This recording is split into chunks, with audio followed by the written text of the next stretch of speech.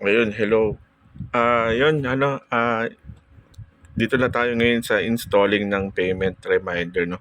So, before kayo mag-proceed, kailangan natapos nyo muna tong purchase ng VPN sa unang video. Kasi hindi kayo makakapag-proceed dito. O yung VPN na to, na-explain ko naman, kailangan talaga to kasi para makakonect yung app ko. So, provided yan na system ko, part siya ng requirement. Kailangan VPN na galing dito sa akin nyo binili. Okay? So, yun, step 1 natin is i-add natin yung SSTP client account. No? So, lahat alam naman natin yan kapag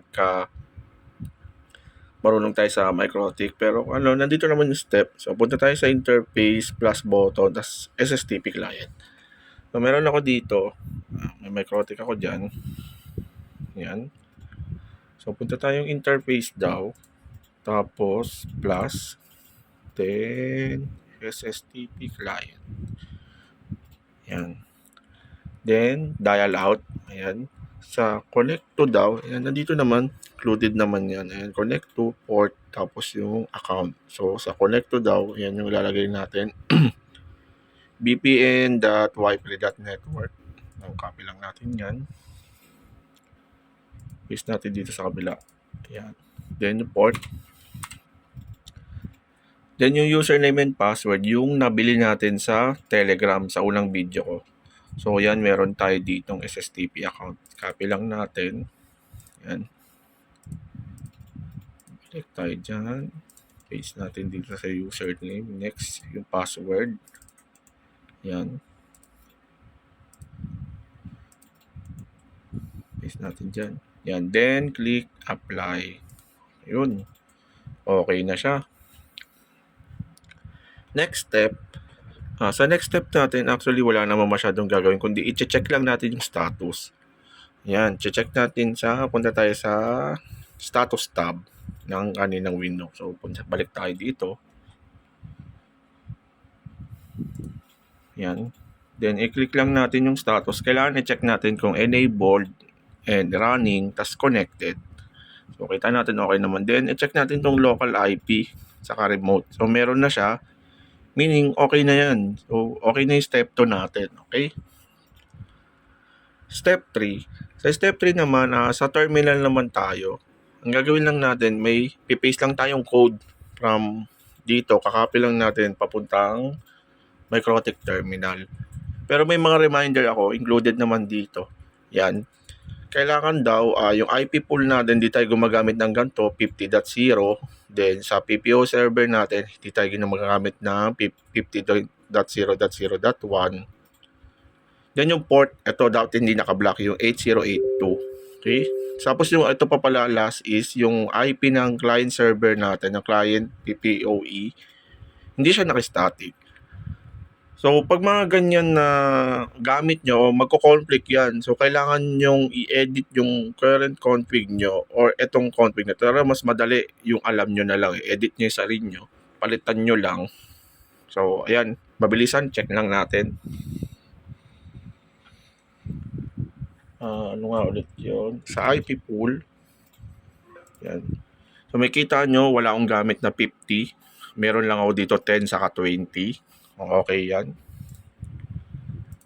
Sa PPP profiles, so wala, puro 20. So, good. Tapos, secrets, wala pa ako secrets. So, wala akong mapakita na hindi naka-static. Magkikreate tayo mamaya. Possible. So, next is yung port ko sa firewall. Okay? So, na-check ko naman na walang port na blocking dyan ng 8082 kasi para sa web proxy yon. Okay? Kung done na yung checking natin, ayan, done na yung checking, copy na natin to, isang buong to. Copy. Ayan. Then, punta tayo sa MikroTik, new terminal. Yan, dito lang i-paste. Dito lang i-paste.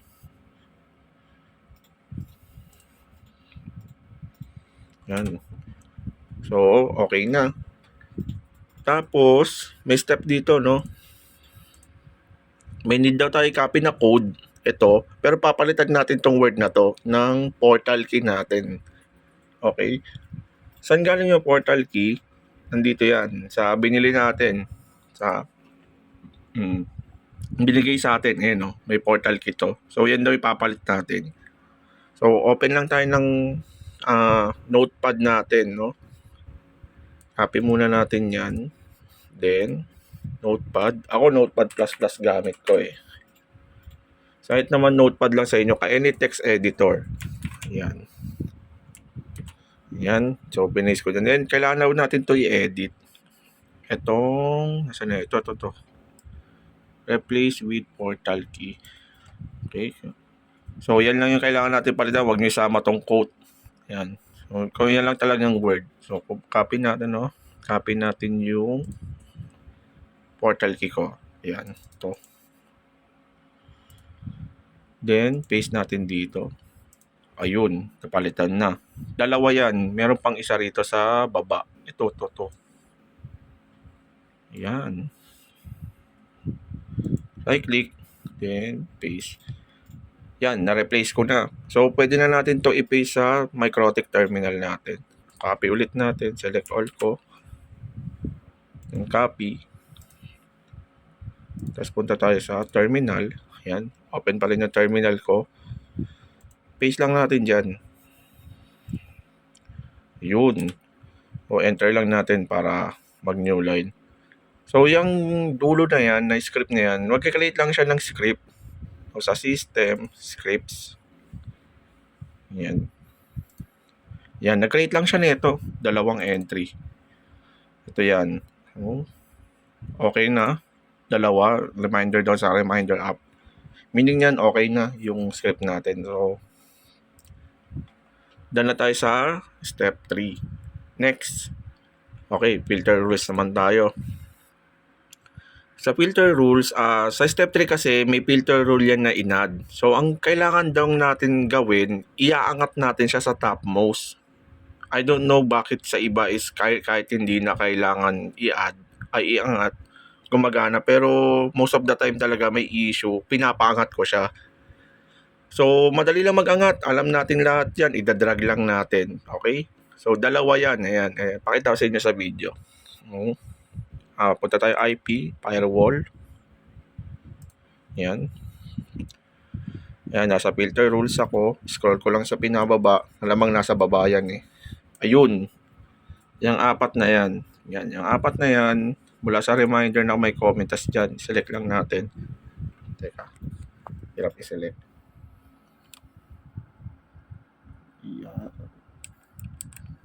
Yan. Sinelect ko. Tapos, drag lang natin paangat. Yan. Pinakataas. Depende kung ilan yung entry nyo eh. Minsan sa akin kasi ang dami. Yan. Angat lang natin. Yan.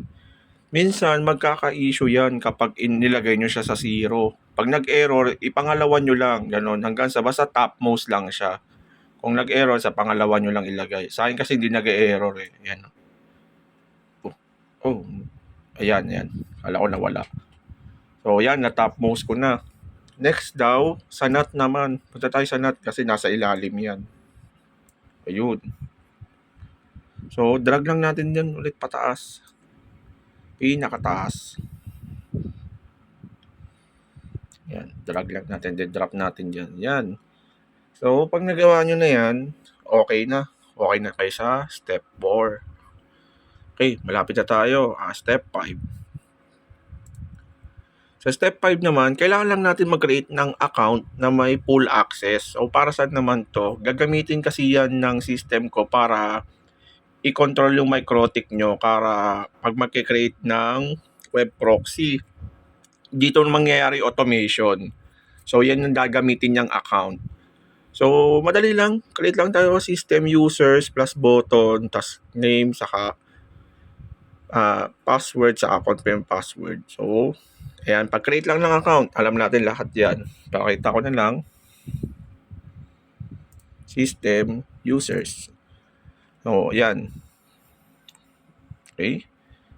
So, add tayo. So, sample ko is like create ako ng account PPPOE. Then, sa group, kailangan full. Okay, huwag nyo kalimutan yan, guys. Then sa password, 1, 2, 3. Ako na bahala, 1, 2, 3. Pero sa inyo hirapan nyo Ako for demo purposes lang, dalian ko lang muna. So 1, 2, 3, 1, 2, 3. Okay na natin. So yan na, meron na akong account. Okay na ako sa step 5. Step 6, sinasabi lang dito na double check lang daw natin. Sabi sa inyo mabilis lang, double checking lang talaga most ng mga step.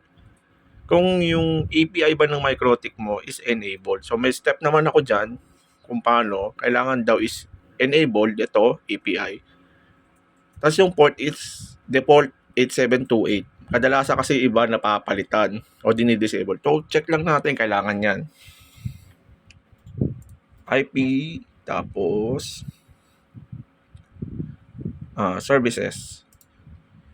Yan, tingnan mo sa akin, enabled siya, tapos 8728. Kung hindi siya naka-enable, nakaganyan siya, ayan, disabled. Enable nyo, check nyo lang. Tapos make sure nyo na 8728 to. No? So, ayan, akin okay na. Okay yan.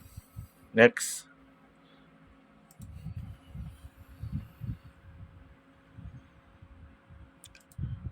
Ayan, okay. Last step na. Last step naman is, kailangan natin i-save yung account natin o i-submit yung user account natin from step 5. Ibabato natin sa server, sa system ko. No, yun yung, ano yung gagamitin niyang account. So, kailangan tayo po bumalik dito sa bot na to. So, itong bot na to, okay. Ito siya. Drag ko siya dito. Yan. So, kakausapin ulit natin tong bot. Sabihin natin sa kanya kung ano yung account na kailangan gamitin. So, may format lang. No? /PPOE, tatlong PPOE space, yung portal key, space, payment reference number. Kaya, importante i-save nyo yung payment reference number. Unique yan. Space, MikroTik username, then itong ano na to, logo na to, icon na to, then password. Okay? O minsan ginagawa ko, kinakopy ko na lang at i-edit ko na lang. So, ito, gagawin natin. So, manual type natin para mas kita nyo. So, una daw is PPPoE space portal key. Saan galing yan? Nandyan yan sa binigay sa pagbili ng VPN. Okay? May portal key kasi yan. So, hindi talaga pwedeng any VPN na binili nyo outside. Kailangan nanggaling sa akin. Okay? Copy natin yan. Then, paste natin dito sa chat. Paste. Space daw. Payment reference number. So, kopyahin daw natin yung payment reference number. Pwede nyo i-copy. Pag sa PC, pwede nyo yung i-click lang. So, click nyo lang siya. Yan. Tapos, o kaya copy nyo. Huwag nyo sama yung period. Okay? Then, space to paste ulit. Yan. Next, yung MikroTik username and password. So, huwag nyo kakalimutan logo na yan. Ito yan. Sa keyboard, ito yan. Ayan. Alam nyo na yun, yung arrow lang na padiretso. Okay? So, itatype ko manual, no? PPPoE. Yan, kita nyo. Username, tas yung password daw. 1, 2, 3. Yan. Kompleto na siya. So, click lang, submit lang natin yung send, no? Click lang natin yung send. Yan.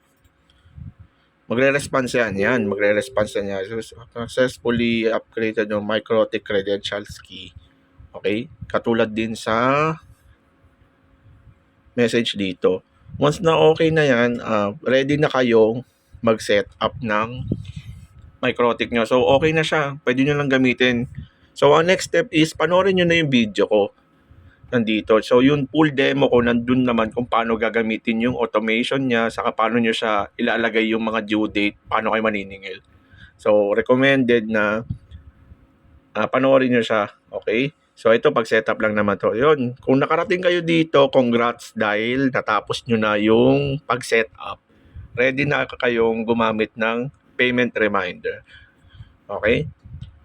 So, yun, sa next video, pakita ko naman sa inyo yung optional. So mas maganda maganda rin 'to, setup natin 'to kasi pang Telegram monitoring 'yan, okay? Ayun lang, maraming salamat.